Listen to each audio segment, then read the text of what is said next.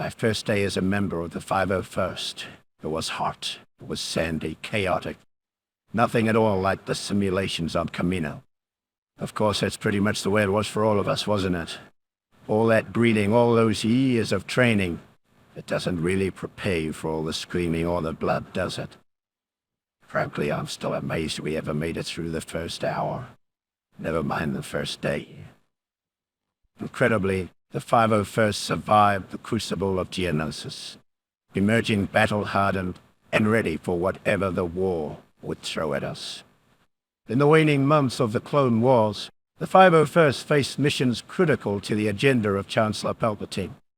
When we arrived at the bombed-out ruins of Mygeeto, our Jedi commander believed we had been sent to take out a droid energy collector. What Ki-Adi-Mundi didn't know, however, was that our unit of the 501st was really after an experimental Mygeetan power source that the Chancellor wanted for his super laser. Keeping Mundi in the dark wasn't easy. The Jedi had become increasingly wary of the Chancellor's doings, and were on the lookout for the slightest hint of treachery. Just like the rest of them, though, he never caught whiff of what was really going on, until it was far too late. The success of the mission on Mygeeto was something of a revelation for the men of the 501st. Suddenly, we realized that the Jedi could be fooled. And if they could be fooled, they could be killed. As the Clone Wars progressed, more and more ground-based legions found themselves pressed into space combat, including the fighting forces of the 501st. For months, every hour of our downtime was spent in the simulator, preparing for the time we would face our enemies from the cockpit of a 170. Finally, the day came to earn our wings. The CIS had staged a daring kidnapping of Chancellor Palpatine, and was being escorted from Coruscant by a fleet of separatist ships. With only a few veteran pilots on planet, many of the 501st were pressed into service to drive off the Seps, and buy time for a pair of Jedi Knights to rescue the Chancellor.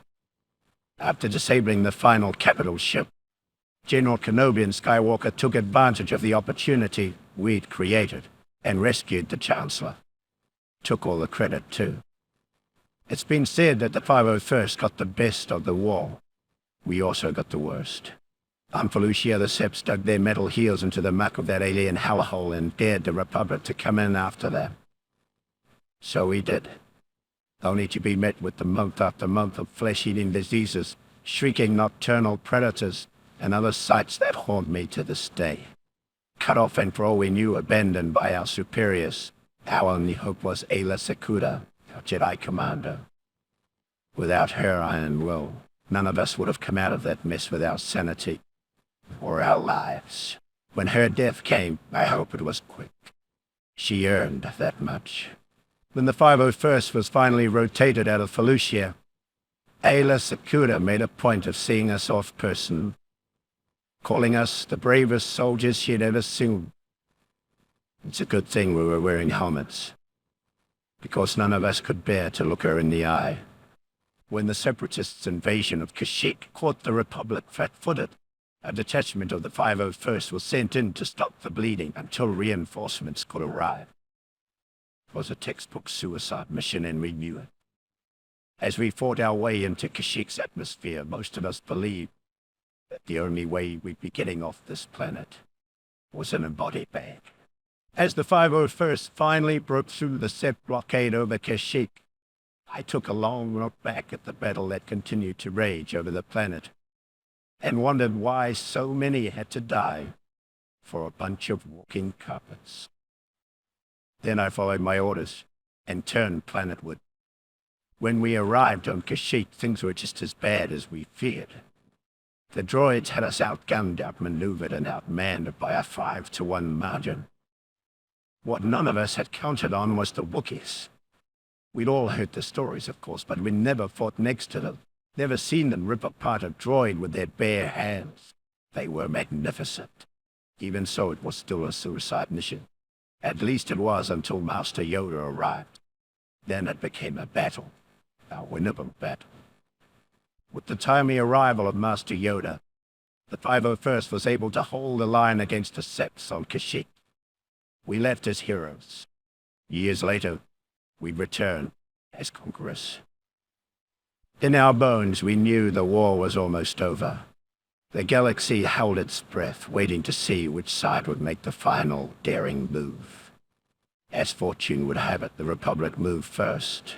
After the Chancellor informed the Jedi Council that General Grievous and the Sept leaders were hiding on Utapau, General Kenobi gathered an army large enough to capture 3 star systems. When the orders reached the 501st, our morale soared.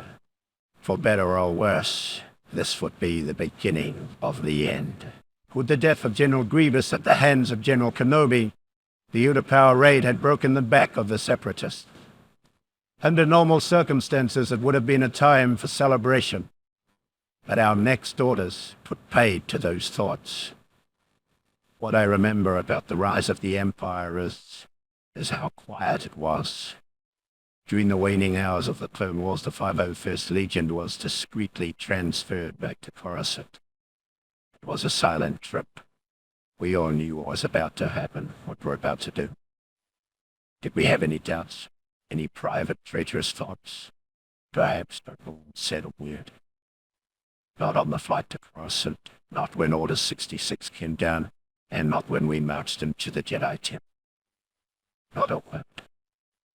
With the fall of Coruscant and the elimination of the traitorous Jedi, Palpatine's rise to power was complete. In recognition of our service and loyalty to the Emperor, the 501st were placed under the direct command of Lord Vader. Armed with deadly new weapons, blazing new ships, and shiny new armor, a presence let the galaxy know that the days of the Old Republic were well and truly over. We were establishing a new era. An era, order, and peace. During the rise of the Empire, the Emperor's home planet of Naboo rapidly established itself as a major irritant. After a number of Naboo's ambassadors were sent home in various states of dismemberment, her newly elected queen broke off diplomatic ties and began exploring military options. Clearly, it was time for a regime change. A change that would be affected by the 501st, now under the direct command of Darth Vader. Our orders were simple: to infiltrate the city, take out their leader, sending a clear signal to other potential troublemakers in the Empire. With the Queen eliminated, Naboo quickly fell in line. It was the first time the 501st was called upon to adjust a planet's government, but it wouldn't be the last. Within months, the 501st gained a well-deserved reputation as Vader's fist. Although the Clone Wars were over, some people never seemed to get the message. The worst case of denial was Gizo Delso, a Geonosian separatist who'd somehow escaped Lord Vader's efforts to wipe out the remnants of the CIS. Lord Vader tracked him to Mustafar and brought us in to finish the job. It seemed like a simple enough mission. But when we saw the fleet of droid ships hovering over the planet, we suddenly realized that Delso's denial mechanisms were a little more dangerous than we'd imagined. The slight whiff of nostalgia the 501st had enjoyed fighting the droid fleet over Mustafar had already grown sour by the time we'd established orbital positions.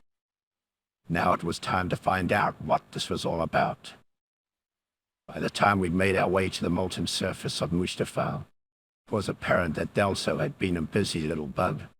All by his lonesome, he'd found a previously hidden droid factory, fired it up, and cranked out his own private army of battle droids. Needless to say, this got the men of the 501st a little hot under the helmet, and not just because of all that lava. Truth be told, we'd all had our fill of those gearheads during the war. We couldn't stomach the thought of going through another one. So we blew them up. Blew up the droids, blew up the factory, damn near blew up the planet.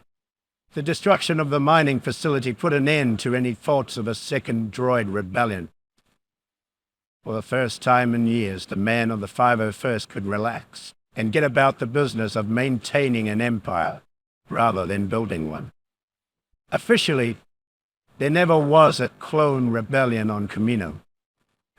Unofficially, approximately 20 years after we were created, a special detachment of the Imperial 501st Legion was dispatched to Kamino with orders to eradicate an army of clones that had been bred to take arms against the Empire. Our mission commander, an expert on the inner workings of Kamino, was a young bounty hunter named Boba Fett. The bounty hunter left after the battle was over. He said something about tracking down a smuggler on Tatooine. After the Kamino uprising, the Emperor decided that an army of genetically identical soldiers was too susceptible to corruption. Future troopers would be cloned from a variety of templates. Though the 501st itself remained pure, the rest of the Imperial Army gradually became more and more diverse. We never really got used to the new guys. Once it was finally finished, the Death Star was the Emperor's favorite toy. It was also the most boring assignment in the galaxy for a stormtrooper. Tedious inspection drills, endless hours of guarding impregnable force field generators. Things got so bad that when a prison break erupted in the cell block, we were almost happy to have someone shooting at us again. If only we'd known what an embarrassing snipe storm we were about to wade into. We probably would have jettisoned the whole detention block into space. After the embarrassment of the prison break, Lord Vader removed us from our comfortable belay and began dragging the 501st across the galaxy in a dangerous hunt for the now missing Death Star plans. Ironically, our punishment eventually proved to be our salvation. The poor souls who took our place in the detention area were completely wiped out when the Death Star was destroyed. By the time of the raid on Polis Massa, the men of the 501st were starting to get a little sick of this so-called rebellion. In the past, we'd secretly enjoyed putting down a local insurrection or two. They kept the troops sharp and the Empire feared. But these rebels were different. They were organized, they were growing, and they were everywhere. The raid on Polis Massa was a perfect example of how things were starting to fall apart. We were supposed to go in, wipe out a small band of rebels, and recover some stolen Imperial plans on an encrypted holodisk. Before we knew it, we were nearly overrun by rebel forces, with the holodisk nowhere to be found. Even though the Polis Massa raid was only a partial success, we finally had a lead on the whereabouts of the Death Star plans, which suited the 501st just fine. With the information gathered on Polis Massa, Vader concluded that the stolen plans had been given to Princess Leia Organa of Alderaan. We weren't surprised. For all their talk of being a peaceful planet, Alderaan had been thumbing its nose at the Empire for years. After a brief and pointless battle, we boarded the ship, the Tantive IV, over Tatooine, began looking for the plans, and waited for Lord Vader's arrival. After Lord Vader took custody of Princess Leia, we all figured it was just a matter of time before she coughed up the plans. Many of us had been unwilling witnesses to Vader's powers of persuasion in the past. The thought of a pampered little princess resisting his terrible will was inconceivable. When the Death Star was destroyed, about half of the 501st Legion was still in the hangar getting into their ships. Of those who made it out, another third were caught in the explosion. I'd fought with some of those men for over 20 years. Afterwards, those of us that survived hoped up with the nearby Imperial fleet making a retaliatory strike on the rebels' base on Yavin 4. It wasn't the best thought-out plan, but we were cut off from our leaders, tired, and operating on instinct. If not for our training, we probably would have never gotten past their orbital defenses. And so the battle over Yavin came to an end. I'm told we destroyed hundreds of rebel ships that day. Even if it had been thousands, it wouldn't have made up for the Death Star. By the time we landed on Yavin, whatever shock we'd felt at the destruction of the Death Star had been replaced by anger. For months we treated the rebellion like a disobedient child, only to be repaid for our tolerance with treachery on an unimaginable scale. Frankly, I don't remember much of the fighting. I guess we won. After the battle, the surviving members of the 501st finally caught their breath. The Empire had taken the rebels' best shot and come up standing. Now, it was our turn to strike. No one ever complained about the cold on Hoth.